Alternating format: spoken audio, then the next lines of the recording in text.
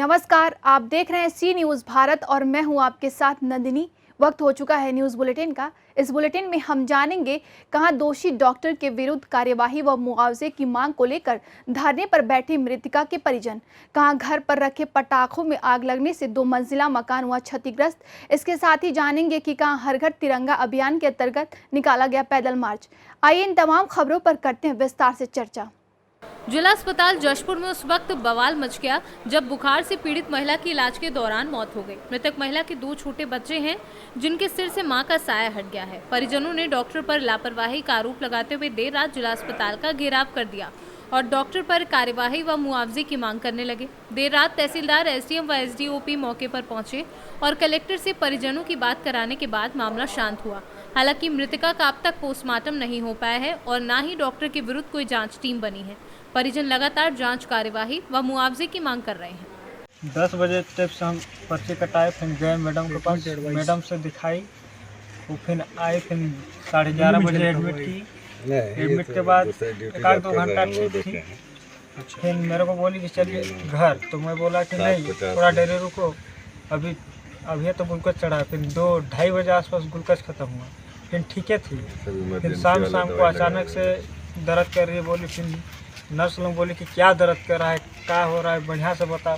अब जो बता रहे पेट दर्द कर रहा है, फिर पेट दर्द बताई। फिर सीना बोली, बस फिर इंजेक्शन 6-7 इंजेक्शन लगा। उस सर को बुलाने के लिए मेरे को भेजे, कोई कर रहा था, बैठा था, तो सर नर्स लोग बुला रहे बोले, तो फिर हम ये लोग को देख लेते, फिर आ रहे हैं बोला। फिर हम दरवाजे ही के पास खड़े थे, तो जाओ ना यहाँ पर से, मेरा मुँह काहे देख रहे हो, आ रहे हैं ना बोल के मेरे को बोला।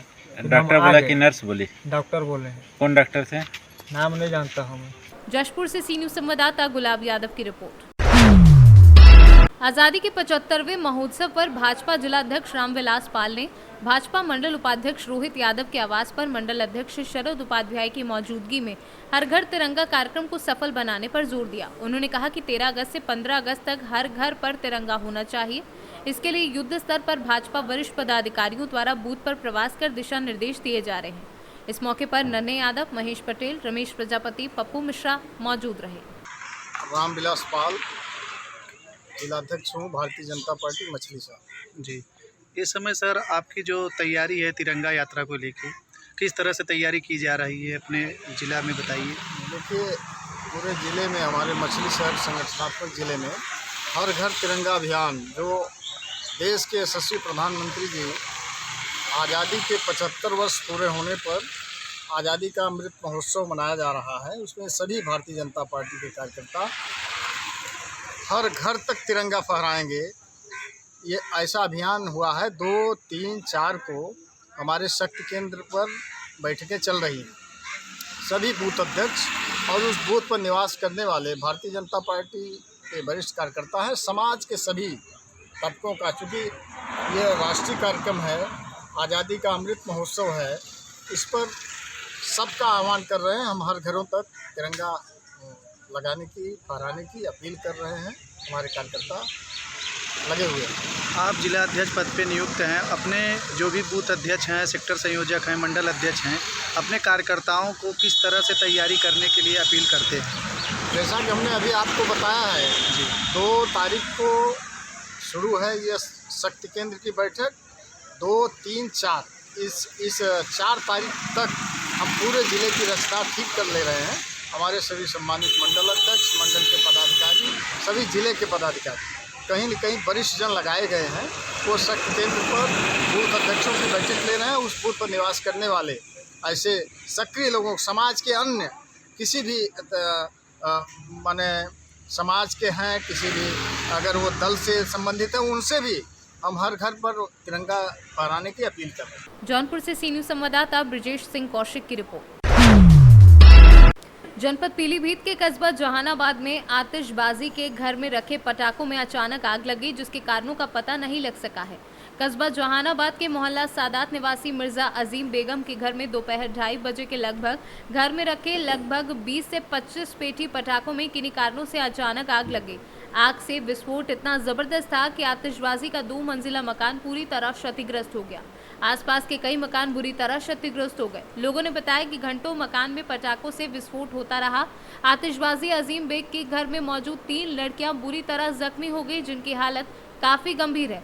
घायलों को तुरंत जिला अस्पताल पीलीभीत भेजा गया, जहां पर उनकी हालत गंभीर देख तीनों लड़कियों को बरेली रेफर कर दिया। घायल तीनों लड़कियां सानिया 16 वर्षीय, निशा 18 वर्षीय, नगमा 19 वर्षीय, पुत्री अजीम बेग है।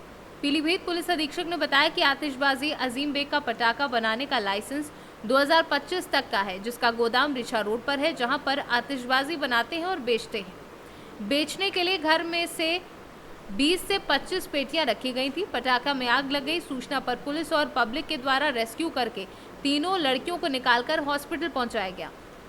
फॉरेंसिक टीम द्वारा बाकी की जांच की जा रही है। मौके पर एसडीएम सदर, सीओ सदर व बड़ी संख्या में पुलिस और प्रशासन पहुंचा था। कुछ लोग घायल हुए हैं, क्या पूरा मामला था? देखिए, एक अजीम बेग नाम के व्यक्ति जो जहानाबाद मोहल्ला सदात में रहता था अपने परिवार के साथ, वो अपने घर में जो बनाया हुआ मैन्युफैक्चर्ड पटाखा रखा हुआ था, जो स्काई शॉट्स बोलते हैं, उसको 20 से 25 पेटी अपने घर पे स्टोर किया हुआ था। किसी वजह से उसमें आग लगी और इसमें उसके वजह से जो एक्सप्लोजन हुआ है और उनके घर ऑलमोस्ट क्षतिग्रस्त हो गया। उसमें 3 लोग फंसे थे। पब्लिक की मदद से पुलिस ने तीनों जो उनकी बेटियों को रेस्क्यू करके हॉस्पिटल भेज दिया है। बाकी इंक्वायरी प्रथम दृष्टया ये सामने तथ्य आया है कि अजीम बेग 2025 तक पटाखा बनाने का लाइसेंस प्राप्त किए हुए हैं, जो कि अभी वेरीफाई करना शेष है। उनका कहना है कि अपने 2025 तक लाइसेंस है और उनका गोदाम इसी रिचा रोड पे हैं और वहाँ पे स्टोर करते हैं अपने पटाखा, वहाँ मैन्युफैक्चर करके वहीं स्टोर करते हैं और यहाँ पे बेचने के लिए 20 से 25 पेटियाँ अपने घर पे रखे हुए हैं। तो इसके आगे हम लोग जो एलो टेपिंग करा के अपने फॉरेंसिक्स टीम्स के साथ जो आग की वजह पता कर रहे हैं। बाकी अन्य जो पहलू पे भी जानकारी है। सर, कैजुअल्टी या घायल हुआ है? विस्फोट कैसे हुआ है? कैजुअल्टी या घायल? अभी तक घायल 3 लोग हैं, तीनों को हॉस्पिटल भेज दिए गए। तीनों अजीम बेग की बेटियां ही हैं और इसमें जो पटाखा रखे हैं, पटाखे के बारूद से फायर मतलब यानी आग लगना समझ में आ रहा है। सर, जो ब्लास्ट हुआ है वो सिलेंडर है या बारूद है? किस चीज़? यहाँ पे किसी ने ब्लास्ट होना नहीं बताया, फायर हुआ है और पटाखे अंदर से वो हुए, एक्सप्लोड हुए हैं। यानी पटाखा जो रखे हुए थे बनाए हुए 20 से 25 पेटियाँ, ये फटे, ये आग की वजह से ये फटे। सिलेंडर वगैरह की कोई। पीलीभीत से सीनू संवाददाता हैदर खान की रिपोर्ट। सुल्तानपुर में हर घर तिरंगा घर घर तिरंगा की जागरूकता के लिए शहीद वीर अब्दुल हमीद एसोसिएशन सुल्तानपुर ने लंबुआ नगर पंचायत व चांदा कस्बे में तिरंगा जुलूस निकालकर लोगों को जागरूक किया। जुलूस में लोगों ने हर घर तिरंगा का नारा बुलंद किया।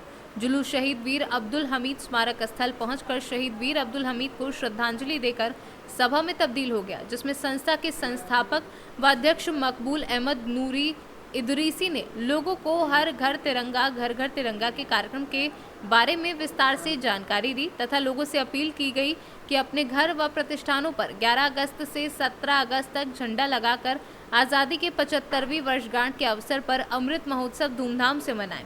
इस अवसर पर मुख्य रूप से खुर्शीद अहमद फारूकी अध्यक्ष लंबुआ, गुलाम दस्तगीर कादरी, लक्ष्मण गांधी, सुशील बरनवाल, तस्लीम सिद्दीकी, ब्रिजेंद्र प्रताप सिंह, दिलशाद अहमद राइन व अन्य लोग उपस्थित रहे। आज का कार्यक्रम माननीय प्रधानमंत्री के आदेशानुसार, शासन और प्रशासन के आदेशानुसार हर समिति के लिए जितने भी सामाजिक संस्थाएं हैं उन सबको आदेश हुआ है डीएम सर की जानिब से कि हर शहर हर मोहल्ले में वो तिरंगा फहराने के लिए हर घर तिरंगा का नारा लगाएं और लोगों को प्रेरित करें कि वो अपने घरों पर और प्रतिष्ठानों पर तिरंगा लहराएं। 11 तारीख से 17 तारीख तक, 11 अगस्त से लेकर 17 अगस्त तक अब की बार जो मनाया जा रहा है वो अमृत महोत्सव हमारे देश को आज़ाद हुए 75 साल हो गए और इसकी खुशी में जो है अमृत महोत्सव के मनाने के लिए ये एक तरीका निकाला गया है कि हर घर झंडा लगे और सभी जो है खुशियाँ मनाएं, ये सेलिब्रेट करें। इसी के लिए शहीद वीर अब्दुल हमीद एसोसिएशन सुल्तानपुर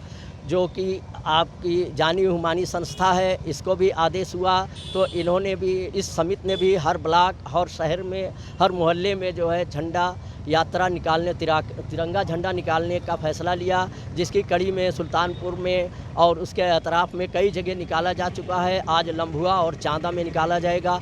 लम्भुआ में अभी हम मौजूद हैं, इसके बाद चांदा में भी तिरंगा यात्रा निकाल कर लोगों को जागरूक किया जाएगा कि लोग जागें और अपने अमृत महोत्सव को बढ़िया से सेलिब्रेट करें, बढ़िया से मनाएं और अपने अपने घरों पर, प्रतिष्ठानों पर तिरंगा लहराएं। लेकिन तिरंगा लहराने के साथ साथ जो है डीएम के आदेशानुसार जो गाइडलाइन जारी हुई है उसको भी पढ़ें।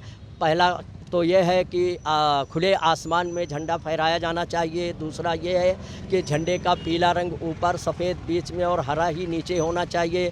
तीसरा ये है झंडे का आकार चौकोर ही या जिस आकार में 20 बाई 30 का जो डीएम ने पास किया है वो होना चाहिए। इससे छोटा भी लगा सकते हैं लेकिन आकार चौकोर ही होगा, आयताकार ही होना चाहिए।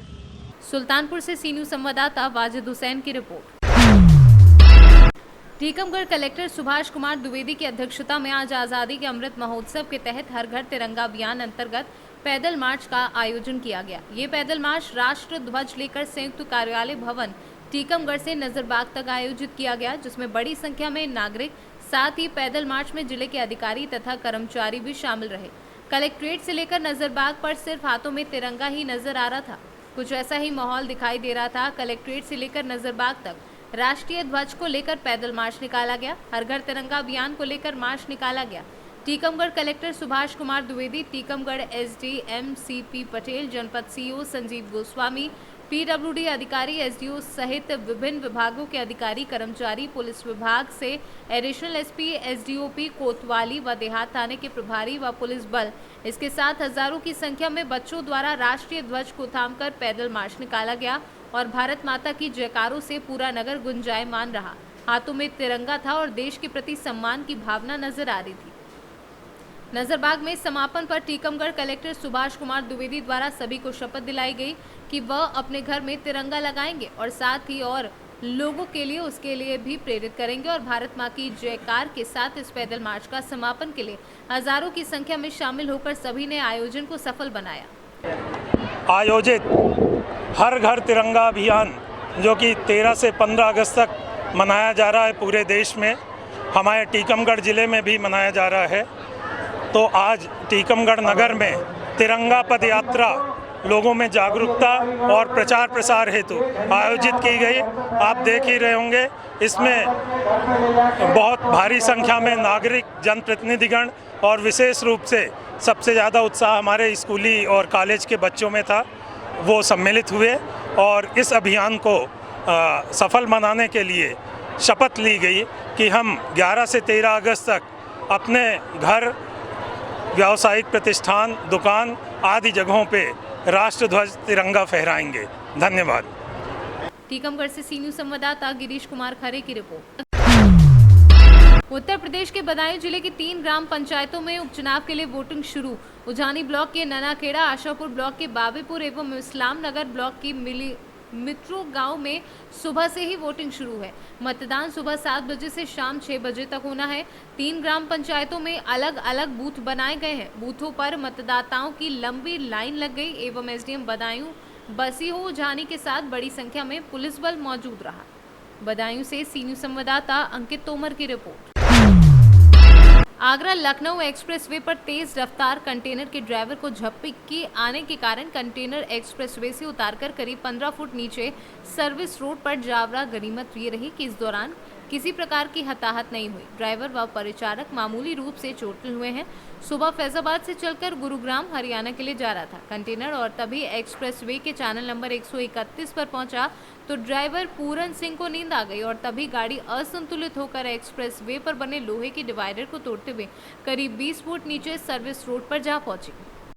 आपका नाम क्या है? पूर्ण सिंह है सर। कहाँ के रहने वाले हो? नीम का थाना सीकर जिला। अच्छा, ये घटना कैसे और कब हुई है? ये 5:30 बजे साइड दबने से सर गाड़ी एकदम से कटी तो एकदम से फिर राउंड पकड़ गई, इधर नीचे आ गई। किसी को चोट वगैरह तो नहीं आई है? नहीं सर, चोट वोट तो नहीं आई। सभी लोग सुरक्षित हैं? सुरक्षित हैं सर। अच्छा, इसमें क्या माल लोड करके ले गए थे आप? कार लेके गए थे सर, मारुति। कहाँ के लिए लेके गए थे? फैजाबाद के लिए लेके गए थे। अभी कहाँ जा रहे थे आप? अभी गुड़गांव जा रहे थे सर, फैजाबाद से। इटावा से सी न्यूज संवाददाता नितेश यादव की रिपोर्ट। प्रदेश को हरा भरा बनाने के लिए सूबे की सरकार हर साल पौधारोपण का अभियान चलाती है, जिसमें जनप्रतिनिधि, जिले के अधिकारी सहित तमाम वरिष्ठ नागरिक जन पौधारोपण कार्यक्रम की फोटो शेयर करते हैं।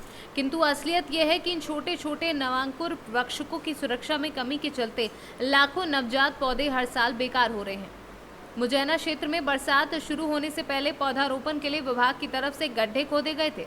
बरसात की वजह से अमूमन पड़ चुके गड्ढों में अब कुछ सूखे कुछ हरे पौधे लगाने का कार्य शुरू हो गया है। देखने को मिला है कि गोंडा अतरौला मार्ग पर स्थित धानेपुर विद्युत उपकेंद्र के निकट वन कर्मियों द्वारा जिन स्थानों पर पौधे लगाए जा रहे हैं, वहां सड़क पर छुट्टा मवेशियों का जमावड़ा रहता है, किंतु नवांकुर वृक्षों की सुरक्षा के लिए कोई इंतजाम नहीं है। तो सर जानकारी नहीं थी, जो आप जो वृक्षारोपण करवा रहे हैं इसके लिए कोई प्रोटेक्शन वगैरह, टी गार्ड वगैरह लगता है कि बस ऐसे लगेगा? टी गार्ड जैसे जो रोड साइड में जो अलाउड होता है, एस्टीमेट बनता है, उसमें लगता है। फिर तो जैसे अब आज पावर हाउस पे वृक्षारोपण कर रहे थे लोग, मेरे पास उसका फोटो वीडियो है, एकदम सूखा पेड़ लगा रहे हैं, गायें खड़ी हैं पास में, और 1 घंटे 2 घंटे का पेड़ लगाने का क्या मतलब है? 1 घंटे बाद तो गाय नोच के फेंक देंगे उसको। इससे देखिए, जो शहरी वृक्षारोपण है जी जी, उसमें ट्री गार्ड अलाउड जो हो रहा है, जो ये वन मौसम लग रहा है, वो जहाँ पेड़ लग रहा है उनको सुरक्षा व्यवस्था उसी करनी है। मतलब सड़क के किनारे जो भी लगने उसमें ट्री गार्ड वगैरह नहीं लगने कुछ नहीं? सड़क किनारे जो लगेगा वो ट्री गार्ड, वो तो ब्रिगार्ड बन रहा है, ट्री गार्ड भी आया है, वो भी लगेगा जहाँ अलाउड है वहीं। तो सर एक बार निरीक्षण कर लेते, जैसे अगर वहाँ वृक्ष सुरक्षित नहीं है, जहाँ 1 घंटे 2 घंटे के लिए वृक्ष लगाया जाने, फिर ऐसी जगह पे वृक्ष लगाने का कोई मतलब तो बनता नहीं है। जैसे बगल में गाय खड़ी है, गाय का झुंड लगा हुआ है, सड़कों के किनारे वृक्षारोपण हो रहा है, अभी गाय वहाँ घूमेंगी, 2 घंटे बाद उखाड़ के फेंक देंगी, तो फिर उसका क्या मतलब बनेगा? अब भाई जो सरकार की योजना है, जो उसमें एस्टीमेट में आ रहा है, वो प्रोवाइड है, उसी हिसाब काम हो रहा है। जी जी, जो हम आपसे जानकारी चाह रहे थे कि जैसे उसमें ट्री गार्ड वगैरह की व्यवस्था नहीं है आपकी तरफ से? नहीं, जिसमें नहीं उसमें नहीं है। Thank you sir. गोंडा से सी न्यूज संवाददाता इंद्रेश कुमार श्रीवास्तव की रिपोर्ट। खराब होती सड़कों के लिए ओवरलोड के खिलाफ शासन का अभियान जारी है। एसडीएम ने 2 ट्रक ओवरलोड बालू लदे ट्रकों को पकड़ा है। दोनों ट्रक मध्य प्रदेश के बैरन से बालू लेकर जा रही थी। चेकिंग के दौरान पकड़े गए दोनों ट्रक पर कागजात के हिसाब से ज्यादा बालू लदा था। क्या परमिट नहीं था क्या बालू का? फिर क्या मामला था? मामला सर यही 1-2 टन ओवर होगा, उससे ज़्यादा ओवर नहीं। ओवरलोड गाड़ी थी? 1-2 टन होगा ओवर, बस उससे ज़्यादा नहीं। ये बालू कहाँ जा रहा था? ये ओवरलोड गाड़ी थी? ओवरलोड ज़्यादा नहीं है, थोड़ा बहुत है। ओवरलोड थी मतलब? एसडीएम महोदय ने गाड़ी पकड़ी आपकी? जी। कहाँ पकड़ी थी? बस यहीं थी। सोनभद्र से सी न्यूज संवाददाता कुमधर चौधरी की रिपोर्ट। सूरत जिले से गुजरने वाली दिल्ली मुंबई एक्सप्रेस राजमार्ग की केंद्र सरकार की महत्वाकांक्षी परियोजना के हिस्से के रूप में वडोदरा मुंबई एक्सप्रेस राजमार्ग राष्ट्रीय राजमार्ग प्राधिकरण द्वारा निर्माणाधीन है। आज मुख्यमंत्री भूपेंद्र भाई पटेल दक्षिण गुजरात के जिले के दौरे पर हैं। मांडवी तहसील के करंज गांव के पास वडोदरा मुंबई एक्सप्रेस हाईवे के चेनेज के चल रहे निर्माण कार्य का निरीक्षण किया। मुख्यमंत्री भूपेंद्र पटेल आज जहां सूरत शहर और जिले के दौरे पर हैं, वहीं करंज में वडोदरा मुंबई एक्सप्रेस हाईवे का निरीक्षण करने के बाद वे मांगरौल तहसील के गांव कोठवा स्थित हेलीपैड से तापी जिले के दौरे पर व्यारा के लिए रवाना हुए हैं। सूरत से कैमरा पर्सन निकुंज चौधरी के साथ सुरेंद्र सिंह सोलंकी की रिपोर्ट। फिलहाल के लिए इस न्यूज बुलेटिन में बस इतना ही। देश दुनिया की तमाम खबरों के लिए देखते रहिए सी न्यूज भारत।